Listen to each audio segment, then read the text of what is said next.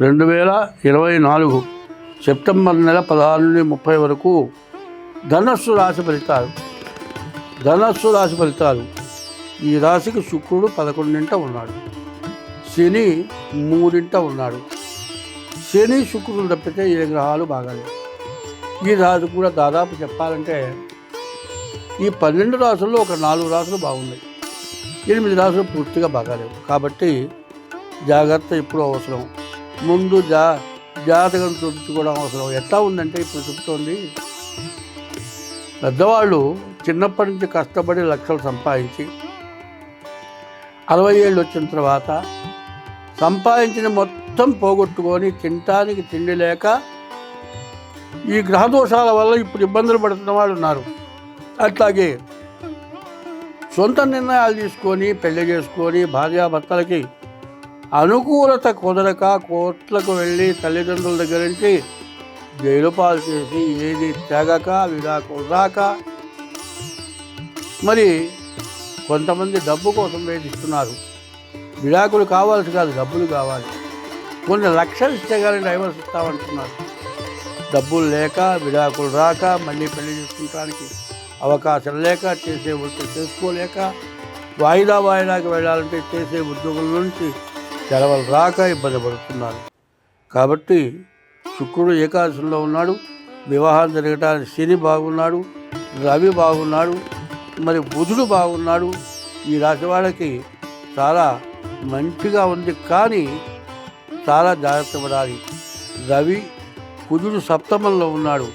మరి తర్వాత బుధకేతువులు బాగాలేరు. ఉన్న వాటిల్లో 4 గ్రహాలు బాగాలేవు. ఈ 4 గ్రహాలు కూడా దాదాపు చెప్పాలంటే 3 పాపగ్రహాలు. 5 శుభగ్రహాలు చేసేటువంటి చెడు కంటే ఒక్క పాపగ్రహం 10 శుభగ్రహాలు కలిసినా కూడా పాపం చేసి ఇబ్బంది పడతాయి.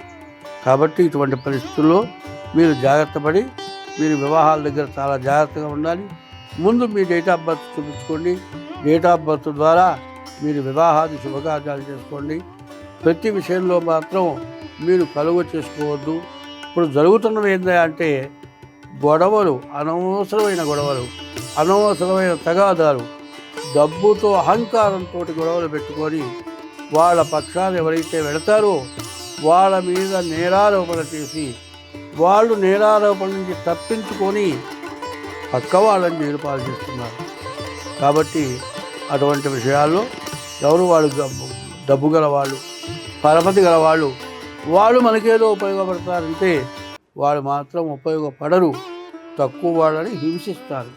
కాబట్టి ఎవరి అండవద్దు. నీ 2 చేతులు ఉన్నాయి, నీ 2 కాళ్ళు ఉన్నాయి, నీ శక్తి ఉంది, నీ శక్తి వరకే పోరాడు. ఇతర శక్తి కోసం ఆలోచించద్దు. ఇతర శక్తి కాదు, నీకు దైవశక్తి చాలా ప్రధానమైంది. దైవే బలే దుర్బలే అన్నారు. దైవ బలం లేనివాడు దుర్బలుడవుతాడు.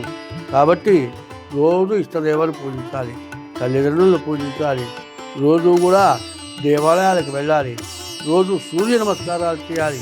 ఇటువంటివి మీకు ఉపయోగపడతాయి. కానీ స్నేహితాలు, డబ్బు గల వాళ్ళు, వాళ్ళ ఆధారంతో పైకి వస్తాను, వాళ్ళు నాకు అండ ఉన్నారు, వాళ్ళ అండగారు నీకు అండగా రారు, నీ కండలు తీస్తారు. కాబట్టి ఇటువంటి పరిస్థితులు లేకుండా ఉండాలంటే ముందు మీ జాతకం చూపించుకొని, మీ జాతక రీత్యా ఎట్లా ఉండో చూపించుకొని జాగ్రత్త పడండి. మీకు అన్ని విధాలా బాగుంటుంది. స్వస్తి. అమృత మృత్యుంజయ పాశుపదం అనేది జరుగుతుంది. అది బాగా ఖర్చుతో కూడుకుంది. ఉదయం నుంచి సాయంత్రం దాకా జరుగుతుంది. ఎటువంటి బాధలు, ఎటువంటి వ్యాధులు, ఎటువంటి అప్పులు, ఎటువంటి సమస్యలు ఉన్నా అందులో మీ గోత్రనామాలతో ఆ పూజ జరిగితే అన్ని రకాల బాధలు కూడా నివృత్తి అవుతాయి. మీరు ఎవరైనా దాంట్లో పాల్గొనదలుచుకున్న వాళ్ళు ఎవరైనా ఉండేట్లయితే మా ఫోన్ నెంబర్కి ఫోన్ చేసి దానికి తగినటువంటి పారితోషికం చెల్లించి ఆ పూజలో మీరు పాల్గొనవచ్చు. స్వస్తి.